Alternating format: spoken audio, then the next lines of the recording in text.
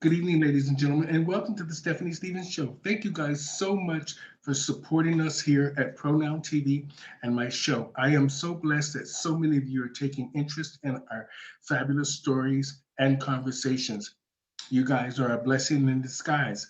At first, I didn't think that this would work, but for some reason, it seems to have caught some attention from some big wigs. So we're going to see if we can really finally have a voice for the LGBTQ Two Spirit community on network television. We're going to see. But until then, we're going to continue the conversation.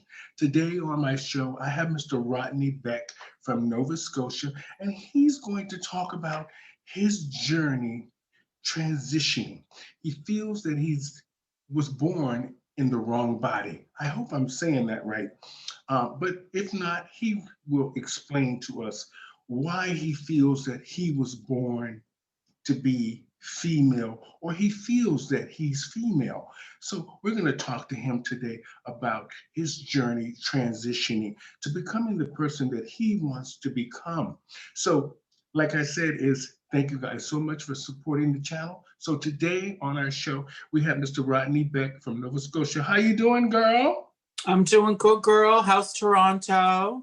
Oh, child, it's cold. Mm. It's It's not cold, too. but it's bright today. Today is a bright day. It's been very gloomy, and I've been in the house for the last 4 or 5 days consistently. So I'm about to go mad, but Mm. Going I'm stir trying. crazy.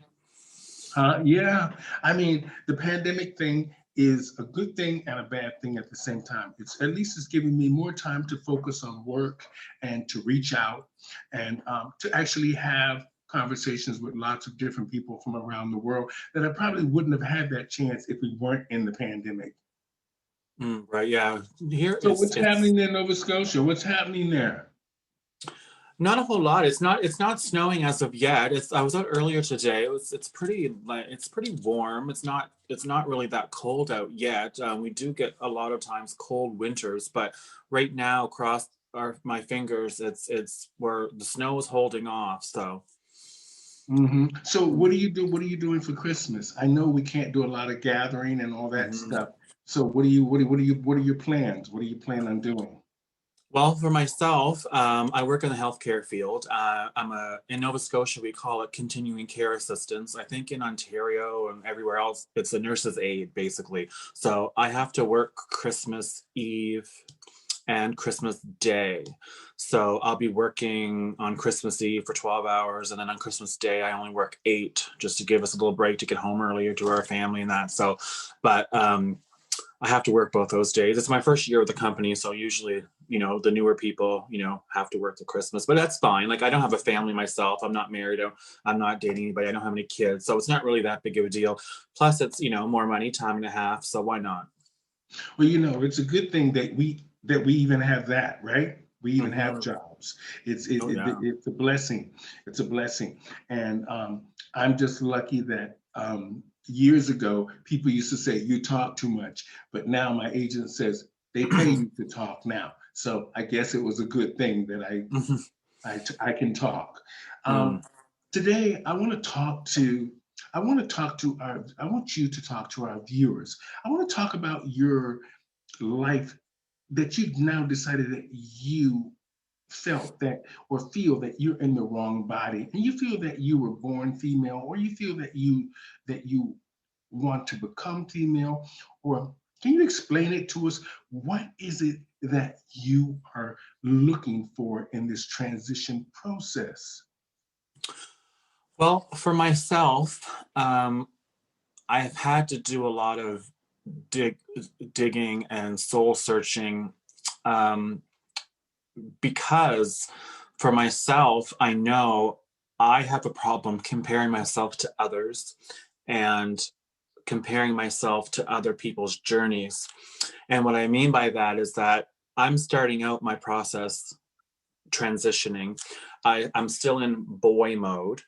My hair, like I used to get my hair, I know hair does not make a man or a woman, but my hair's growing out. It used to be shorter. So I would have a problem comparing myself to other trans women. I would look and I would say, well, she has long hair, she's skinny, she has breasts, she now has a vagina, all the things that I want. And I would always stress myself out and give myself anxiety because I'm not at the space where I want to be. And I had to come to the realization recently that every trans person, whether trans male, trans female, gender fluid, non-binary, each trans individual's experience is individual to them, and it doesn't make me any less than a trans person because I'm not living as a woman.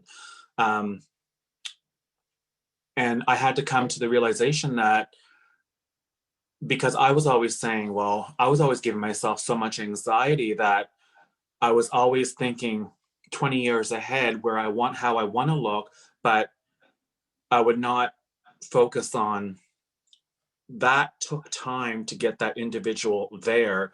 That just didn't happen with the snap of a finger and overnight. So I would always think of myself, well, I'm less trans than them. But in fact, recently I said, no, I'm not any less trans than them because their experience is their own individual experience and mine is just starting. So, a transition is a process and I'm early in the process, and not every trans person feels comfortable dressing in the clothes that they would like to. I myself live in a very small conservative town, and that would not really go over well right away with me. So I'm taking my time. I'm gathering things that I need, like makeup, wigs, clothing. And when I get to the point when I want to start doing more, like maybe wearing a little bit of makeup to work, maybe, a little bit of mascara, stuff like that. And so it got me a lot. Until recently, I wasn't able to until recently to get to the point where I'm like, just because I'm living in boy mode, and I keep doing this, but just because I'm living in boy mode does not make me any less than a trans individual. Because I see so many people who have already transitioned and who are already living in their self-identified gender. But I never see too many people, I never see too many interviews where people are just starting out. So that's why I'm so thankful for this interview, because you're giving a space, a voice, and an opportunity for me as someone who is coming out newly to really live my truth. Mm-hmm.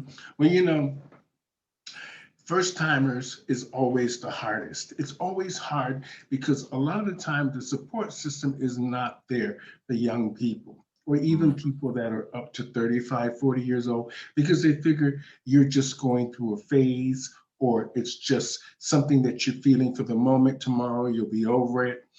And for me, I have learned that how you're treated when you're younger as a person who feels that they're different and in the wrong body is really something that needs to be paid close attention to by the parents and by the doctors, and understood at an early age that Rodney might not be in the right body. Most people don't want to accept this as parents or as doctors, because they figure you're young and you're just going through a phase. He'll be over it next week. He'll be sleeping with women. He'll be having babies. He'll be doing all these different things. He'll become a great father, these kind of things. And they miss the little things. For me, this is what I always say. The details are the key. My mother was very key with us. She used to touch us a lot. She was very personal with us. So she understood, and I understood, that she paid attention to the details with us. This is how she had such a great connection to understand us more. Now, I just want to say, now, where are you actually born? Sorry, say it again? Where are you actually from? I'm from the town is Pictou, Nova Scotia, here on the East Coast. This is where I was born. This is where I'm currently at now. I was living in Halifax, which was a bigger city, more opportunities, more support networks, therapies, support groups. But now I'm living back in my hometown because of work. So the supports, the mental health supports, the hormone readiness letters, the hormone doctors, family doctors, all of that is very much lacking in Nova Scotia as a whole, but specific a lot in Pictou County where I'm at. And I actually belong to an organization called Pictou County Rainbow Community that I just joined, and I was put in touch with a therapist, and I was going to think that I'd have to wait such a long time, but she actually, for people who do not have because private therapy is very expensive, and when you don't have a lot of money, what she does is that she has a student who has agreed to provide I don't know if you want to call it gender therapy, but therapy in order for me to get my hormone readiness letter so that she can write and I'd be able to produce to a doctor or, an endocrinologist or somebody who is able to, legally prescribe hormones, because that is something that I do wish to do at some point in time. But I know it takes time, and with the location that I'm at, has presented definitely its challenges. Okay. I don't want this to seem rude, what I'm going to say, but I want you to look into the camera when you're talking to me, because I'm getting a disconnect from you. So for you and me to understand each other, and for the audience to understand you, we need to see each other, talk to each other, not looking this way and that way, not to be mean or rude. I just want your story to be clear, and I want you to be heard. Right. So now, where are your parents? Well, my father is here, still living in Pictou, and my mother, she passed away 2 years ago. I grew up with my father, myself, my sister, and myself. We went to go live with him when we were very young, and my mother was in and out, not in and out a lot. So she didn't raise us. My father basically raised us. Okay. Is your father strict? Does he understand you? Even as Rodney, does he understand you? Does he talk to you? Does he hang out with you? Does he play sports with you? Is he involved in your life? And mainly when you were younger, is he involved in your life? Oh yeah, he actually comes up every single day. And we talk on the phone probably 2 or 3 times a day. Growing up, I was in baseball. He would come to games, and so he's very much involved in my life. He's very. I don't really talk to him a lot about gay things or transitioning, because he grew up Catholic, and although he's not a strict Catholic, he's Catholic nonetheless, and he would rather me be straight and be married and have kids, but unfortunately that's just not the way the cards were dealt. Okay. Now, so you're do you have any brothers and sisters? I have 2 half brothers and 1 full sister, so we share a mother and father.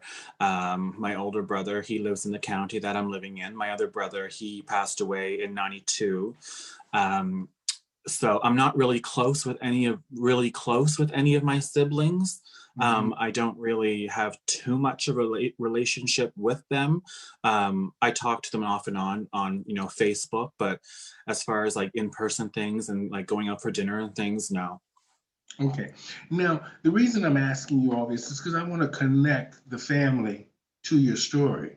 And I want to understand, because, when I'm talking to people that are transitioning, and mainly young people, I want them to understand what I went through and what lots of other ladies that I have spoken to or had conversations with about. And a lot of us have the same familiar stories, but just from a different point of view.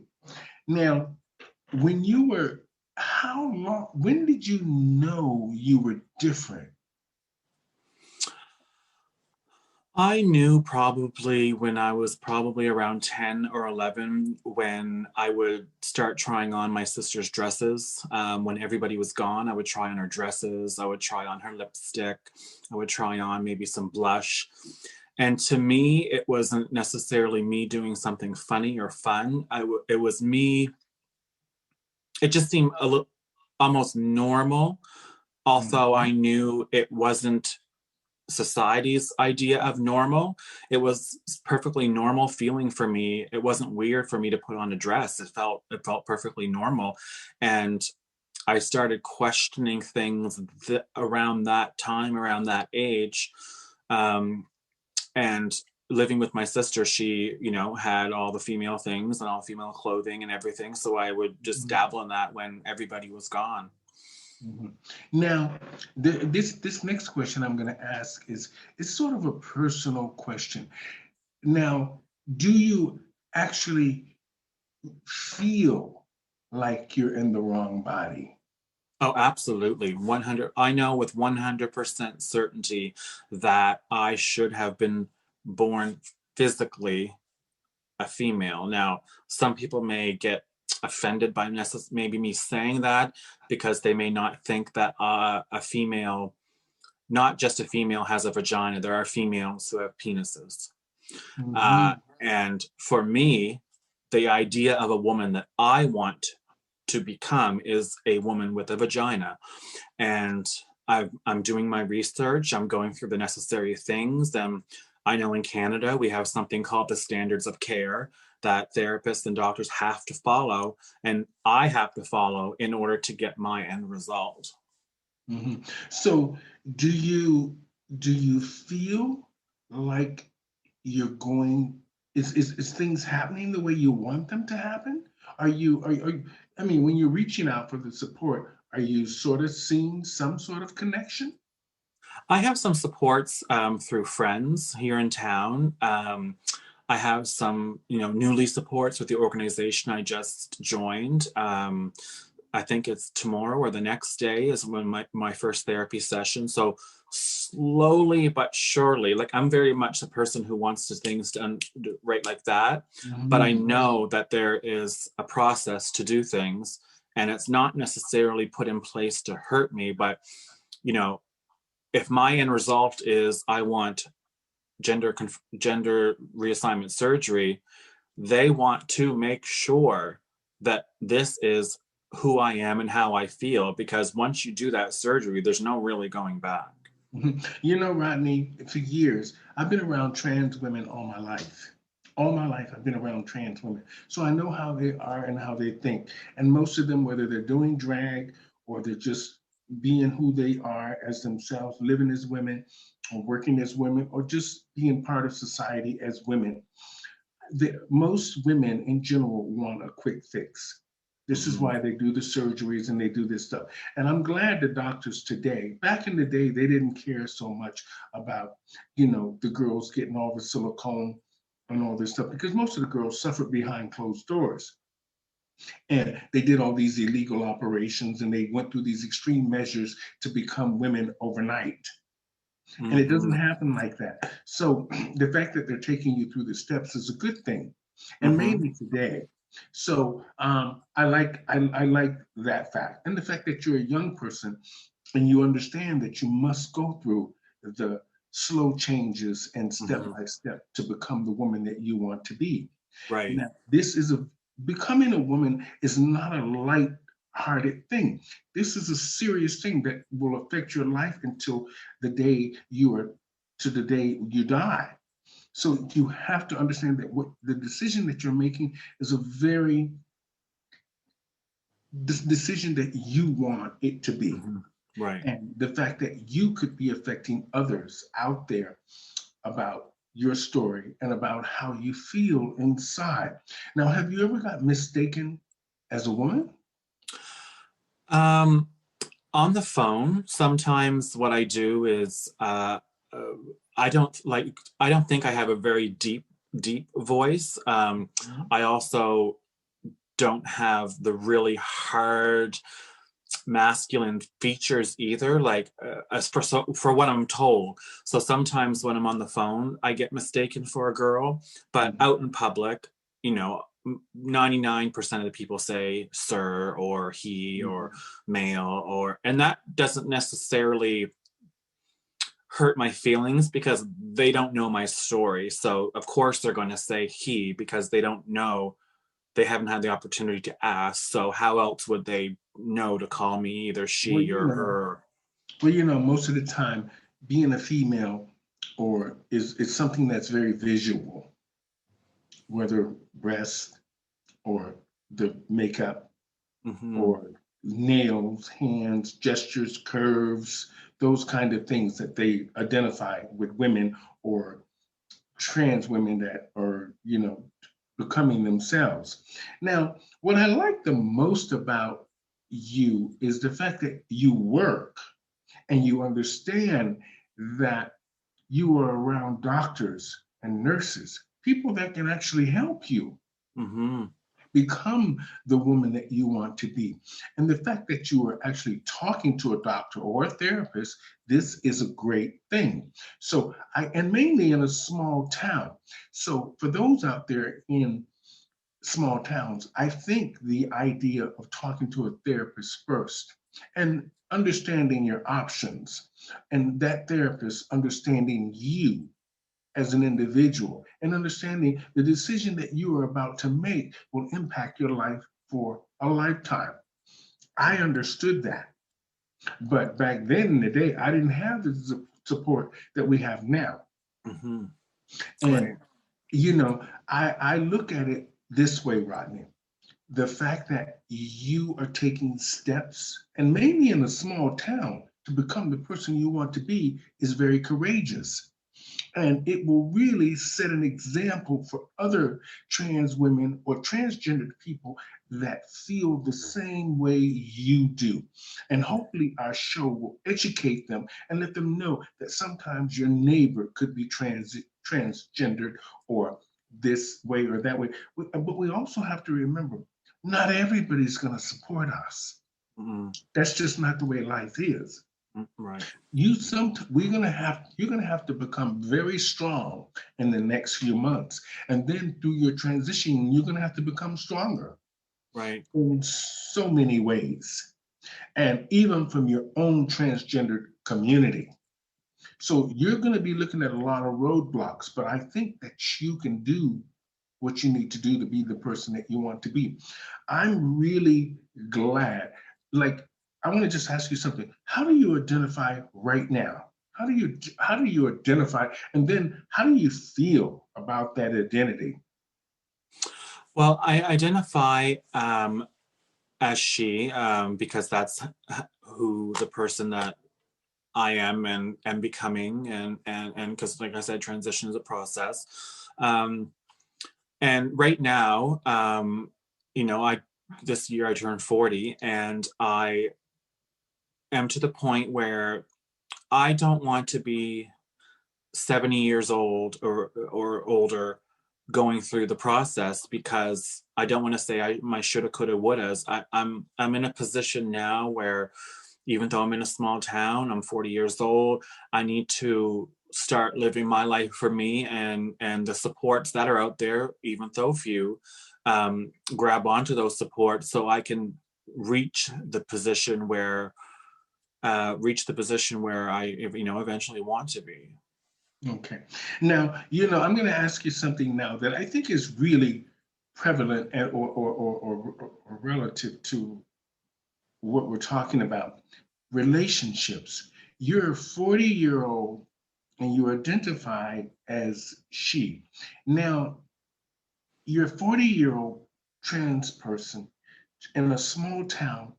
This is when you probably should be having children or in a lasting relationship, have a house, have that stability of sort of family, whether you're in a relationship or a committed civil union of somehow. Now, Mhm. the transition process that you're thinking about going through is going to take years. Hmm. So what's going to happen with you and the life that you should probably be seeking with either another person or, or a civil union, or how are you going to do that and that if you are seeking a relationship? Because somewhere along the line in a small town, companionship is very important. Hmm. Well, for myself, I would absolutely right now love to have a relationship. However, I also know that starting my transition and, currently living boy mode, but eventually, living as a girl, and having gender reassignment surgery, that individual right now is probably going to be a gay male that is going to maybe want to date me, but he's going to have to soon realize that, even though I may look like a boy and live like a boy, that is very much going to change. So, in order to get into a relationship, you know, to my knowledge, a gay man wants to date another man. And even though I have male parts, if you will, Hmm. um, one day I won't. So does that mean that that relationship is no longer going to be valid or important? Because I can't expect him to say. And there are maybe some people who will stay in a relationship. I've heard that that's can happen, and it does happen. But how often does that happen? When I guess when a partner transitioned, and then all of a sudden he is now she, and your partner. I can't expect my gay boyfriend to all of a sudden now be into women, because that's also not fair to them to put that expectation on them just because I want to have a relationship. Hmm.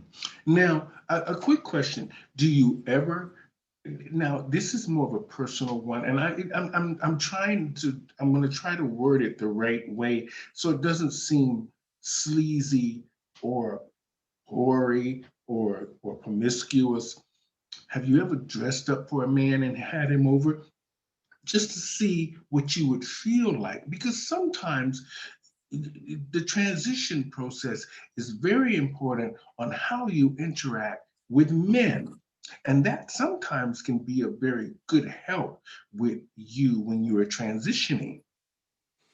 Well, Not I've necessarily. never Okay, I'm I sorry. haven't oh sorry, I haven't I have never dressed up for a man. However, um I have had men on Grinder who are probably closeted gay people that are married to women who are into, uh I guess the term would be maybe lady boy. I'm not trying to be offensive or anything, or some people even call it a sissy. I don't call it that, but they do. And a lot of the requests that I get from those individuals is, well, when I come over, can you be in a bra and panties and some pantyhose? Maybe even some high heel shoes, because when he comes over, would also majority of the time want to have women's panties on as well.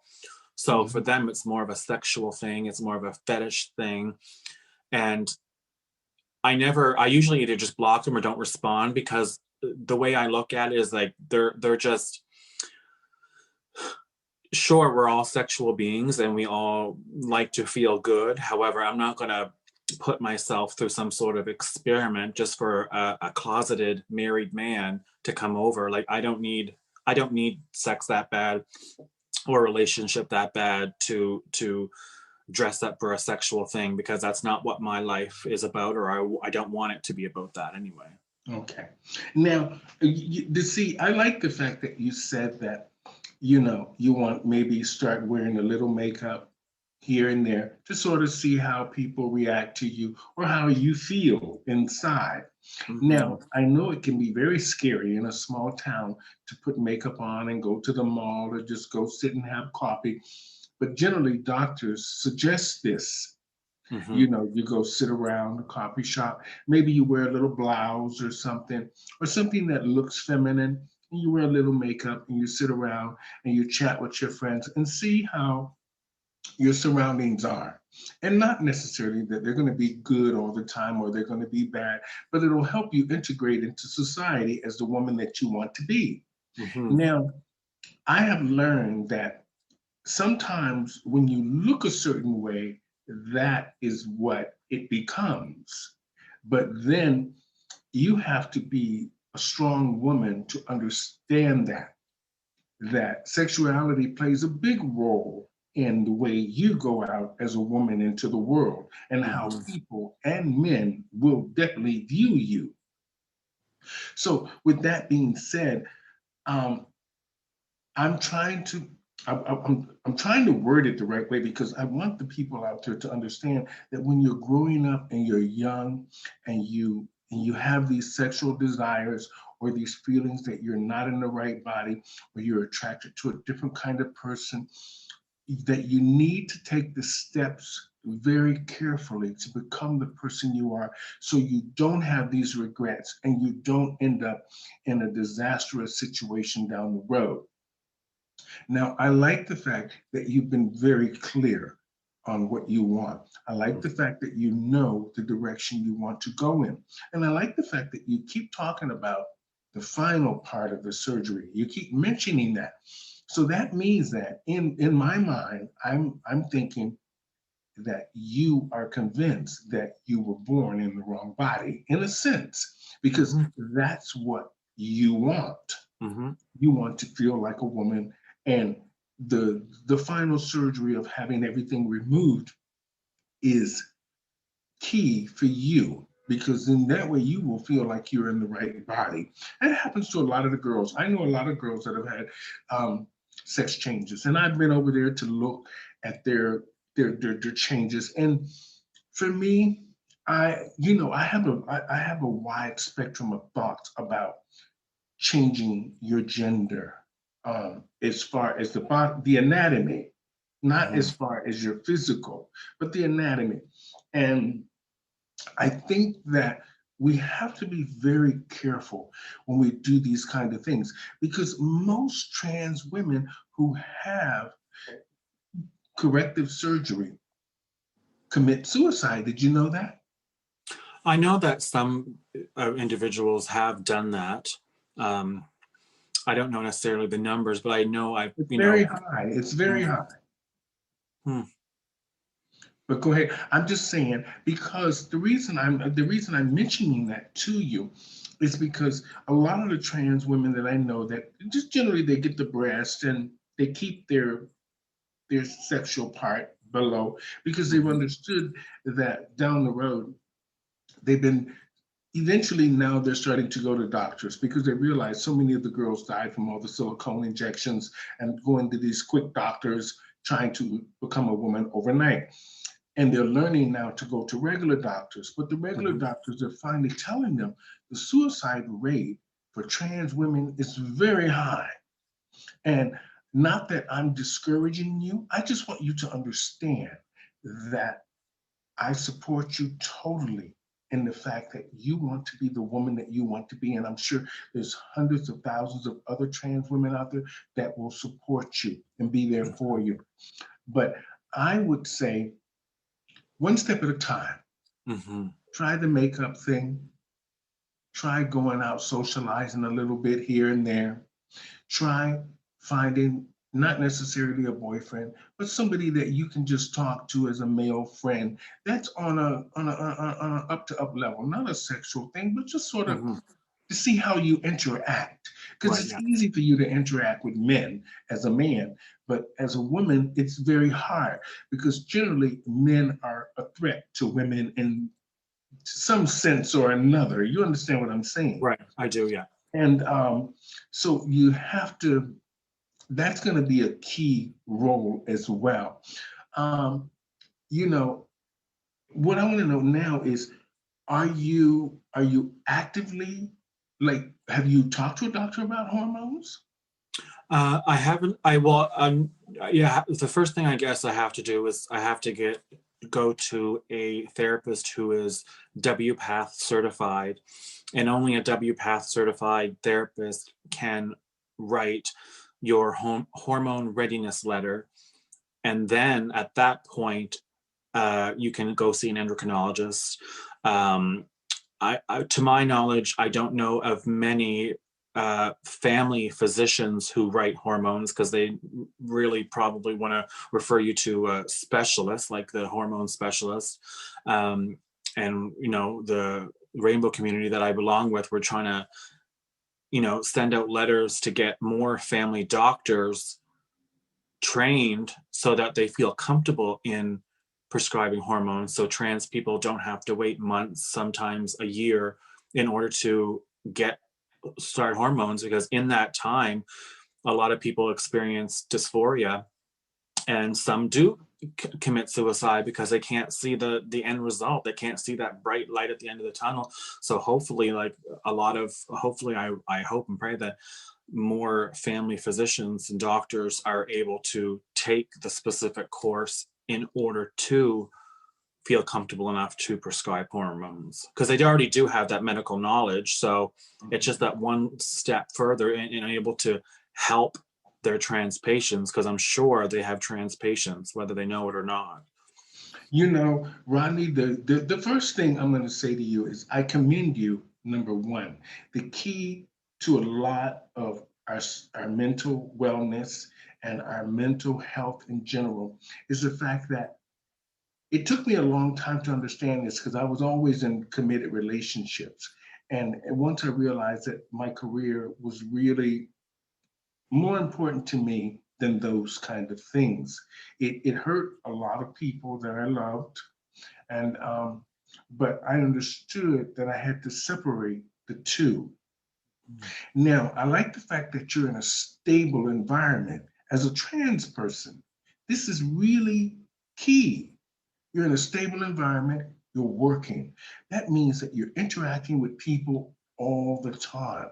So the idea, putting a little makeup on here and there and seeing how people interact with you, but always understanding that it will not always be positive, and understand that you're going to run into a lot of opposition because of it. But what you have to do is you have to surround yourself with making sure that everything is okay, so you stay stable, so you can continue your process. So I would suggest that maybe you talk to the human resource worker at work and just explain to them that there's nothing, your job is the same way it is, but so you don't run into that wall down the road. So they understand that you're maybe the person that's in charge of the nurses is not going and saying, well, he's doing this and he's doing that, because sometimes people don't understand us. Right. And sort of put our lives in jeopardy in a sense without us even knowing, because they don't understand us. So the fact that you're stable, I take my wig off to you for that, because that's amazing. That's the first steps to becoming the woman that you want to be. And now you have a job, you have a place to live, you have an understanding of what you want, and you're taking the first steps to becoming the woman that you want to be. And I'm here to support you, girl. I'm here to support you because I know you can do it. And I can see the true sincerity and the passion in you that this has to happen. But I like the fact that I know how we can be. We want things tomorrow. We want this tomorrow. We want all the work. We want everything done tomorrow. It doesn't happen like that. No. Everything is a process. And the good thing, like I said earlier, is it's great that doctors are at least trying to listen to us, at least trying to help us step by step so we don't make the mistakes down the road. Because sometimes once you make that final decision about your sex change surgery, it's final. And then No turning back. And then you have to understand that with all of that comes a responsibility to the end of your life. I've seen many of my children, I call them my children, that have had sex changes, and two of my daughters that are very beautiful are dead now because they had it all.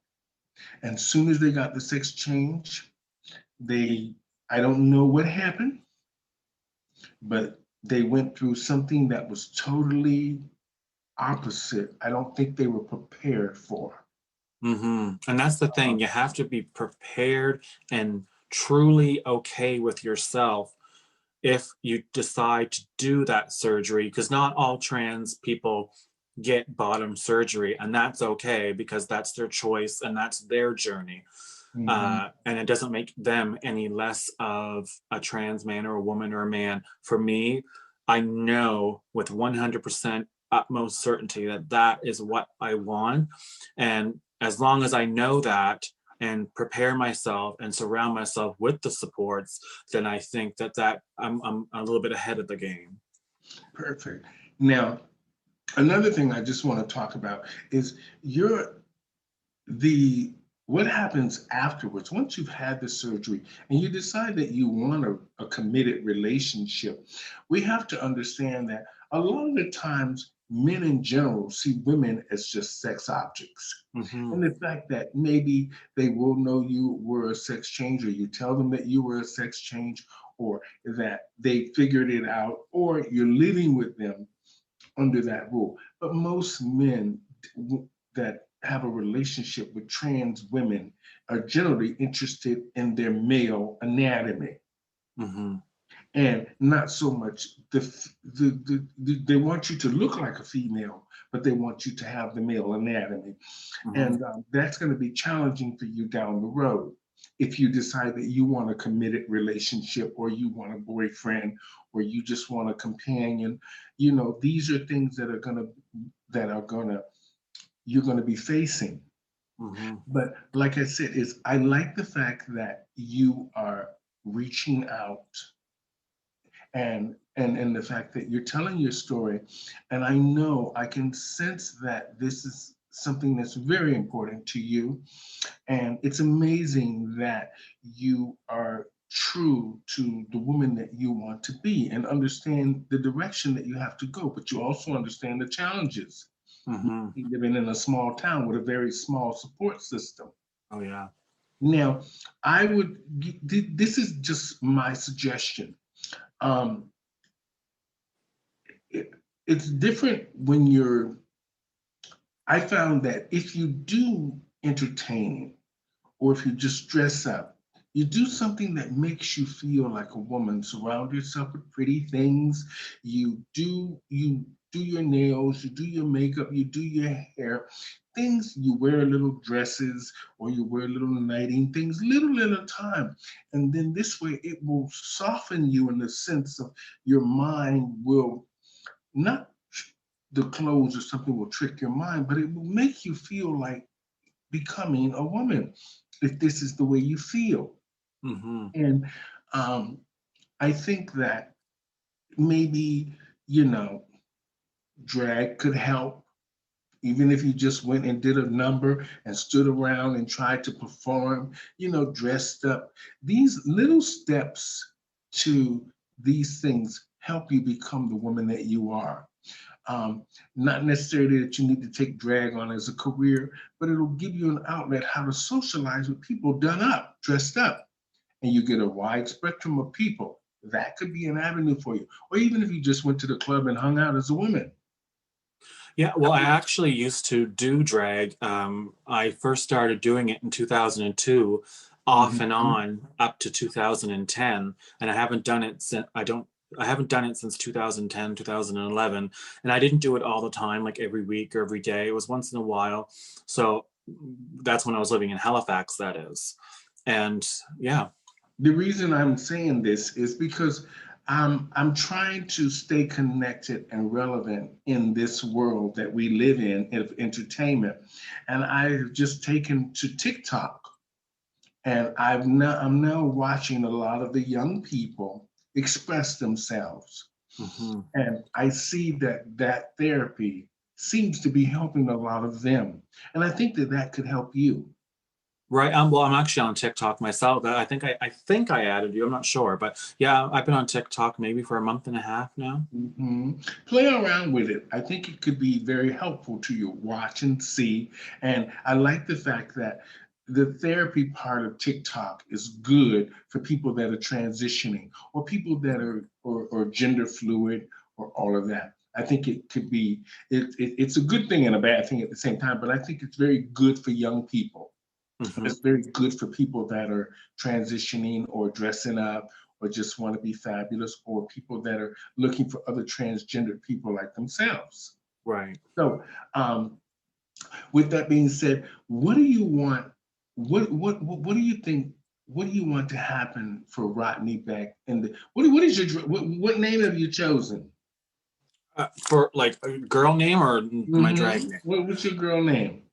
Well, I haven't decided 100% fully, but I kind of like the name Jade, Jade. I think it sounds feminine, it's different, and the meaning behind it means it's a precious gem. And Mhm. I don't want a typical name like Donna or Mary. I wanted something different. And someone actually brought to my attention the other day, well, why not keep your name that you have now? How do they put it? Keeping the name, I probably would never do that, but I Mhm. guess their basic premise behind it was, by you keeping your first name Rodney, that's really showing that you are a name does not make you a man or a woman. And by keeping Rodney, it doesn't change the fact that you're a trans person. It doesn't change the fact that you feel like a female. It doesn't change the fact of what your journey is or where it's heading. It's simply a name. But I would want to change it. Probably wouldn't want to keep, because it's not Rodney is not really a unisex name. Mhm. Well, nobody calls me Larry. Nobody, not even my sister. Nobody calls me Larry. Everybody calls me Stephanie. It doesn't matter where I'm in the world or who I'm performing, even if I'm just as me, nobody calls me Larry. Even as they see me, they call me Stephanie. So this is something people are going to have to get used to calling you. So you're going to have to figure out a way so in your mind, it becomes an automatic response for you to respond to people. You respond naturally now because we say Rodney, Mm-hmm. because you're used to that. But if you're going to become the woman that you want to be and it's Jade, you need to start putting that out there. Yeah. And I know you can't do that on Grinder or whatever those. I mean, you can do that on there, but maybe you won't get the kind of guys you're looking for because guys are very funny when it comes to specific genders and what they're looking for and all this stuff. But if you want to start feeling like the woman that you are, you're gonna have to start using Jade if that's what you've chosen. Mm-hmm. You're right. So you can start putting the two together because it can be a very difficult process sometimes trying to separate the two. When people call me Larry, it doesn't even faze me because I'm just it's more like it does nothing. But when they say Stephanie, that thing comes alive Mm-hmm. every time. So even when people are chatting, hey Stephanie, how are you? It's just like a normal way of me communicating. So this is what you're going to have to learn how to do. And the sooner you do that, the better. The sooner you make slow changes and stick with those changes, the better it is for you becoming the person that you want to be. So you have to take those steps. It's going to be very difficult because you're not going to remember half the times, and sometimes you're going to be lazy. I don't feel like Mm-hmm. doing this and I don't want to do that. But then you're going to have to understand the process of how to balance all those things so you always stay the same consistently so you understand that people relate to you as Jade. Right. Mm-hmm. So when I'm talking to you to the next time, I'll be like, you should probably have a last name because people like seeing your first name and your last name because that's what we're used to in society. It's your mother and father and your family, they always just say Rodney. Mm-hmm. Rodney did this, Rodney did that. But 9 times out of 10, your job or your friends will say, oh, you know that guy, Rodney Beck from the hospital. This is how. So everybody says Stephanie Stevens. Even when I'm talking to other girls, I pretty much say their whole name. I say, oh, how Okay. you doing, Miss Lady? Whatever the name is, the first and the last. So, Rodney, it was great talking to you. I really believe that you are doing the right things with seeing a doctor or a therapist. I do believe the fact that you're stable is a good thing, no matter what. Stay that way. So that way your transition will be easier. I also say reach out to other trans women. Watch some of the stories that I've done. Watch some of the conversations that I've done. Take to heart at what some of the girls have gone through or what they're going through, because the difficult times are coming. Oh It's yeah. not just the first steps you're taking. The really difficult times are coming. The more you transition, the harder it's going to become until you become the woman that you are really satisfied becoming. Mhm. Um, Now, you're you're the fact that I know sometimes family can put a strain on these things, and the fact that you're in the same town with them can make it worse. So you have to understand those are going to be some challenges down the road, but I think that you can deal with it because I like the fact that you said that your father was Catholic, but he still talks to you, come around you, Mhm. things like this. These things will become maybe a little bit strained when you start looking a lot different than what they're familiar with. So you're going to have some challenges there. So, but I think that you're on the right track. And Yeah. hopefully, what do you want for Rodney Beck in the next 10 years? What do you want to happen? Oh, definitely in the next 10 years, most likely legally change my name. I definitely want the surgery and be on hormones, living my life as a female, being perceived as a female, and um, yeah, just continue having the supports in my life and doing what I need to do to make my life healthy and well. Okay. Well, I take my hat or my wig off to the support system that you have, the Rainbow Group there in Picton. Picton. And I take my wig off to them for supporting you. That's an amazing thing. And I wish for you in the future to really just become the person that you want to be. And I say that to many people that are out there in the audience, watching the show.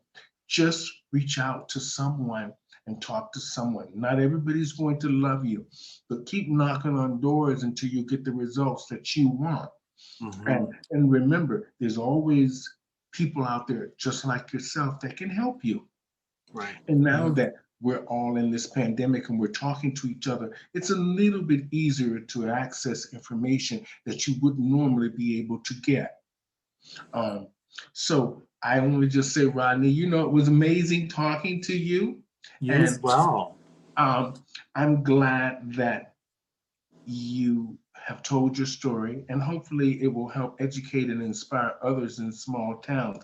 And hopefully one day we will be able to have our own network television, or I will have my own show where I can give us a real voice that we should have, just like any other talk show. So that way we can address issues that affect the LGBT two spirit pronoun community in a wide spectrum, Right. and also give help to those in small towns or people that are just suffering behind closed doors to become the women or the person that they want to become or who they feel that they are.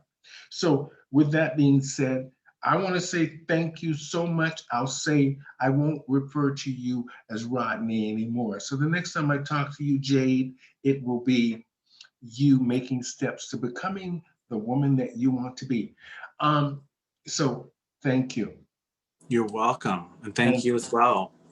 I want to say to the audience out there, Rodney Beck is brave for coming out, mainly in a small town where there's very little resources for trans people and for the LGBTQ two spirit pronoun community. We face so many oppositions in life, and sometimes you just have to take the first step to become the person that you want to be. So I say to my family, my friends, and to all of our supporters out there, reach out, talk to someone, And if that door closes, just keep going, keep knocking until you get the desired results that you want.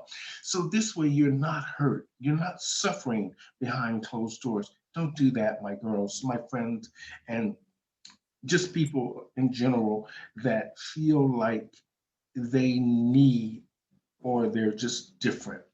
So reach out. And on that note, I'm going to say farewell to Picton, Nova Scotia? Pictou. Pictou. Okay, Pictou.